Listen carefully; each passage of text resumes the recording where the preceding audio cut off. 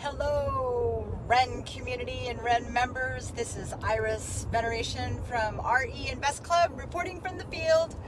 I just wanted to do a quick sound bite for you. I'm on the road headed home from a property and want to share with you 5 tips for better flips. So listen up. Hopefully I can get this down smoothly.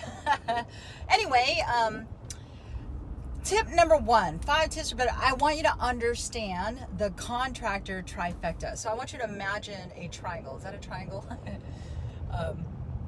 Or draw out a triangle wherever you are. And on the top of the triangle, I want you to write down good, okay?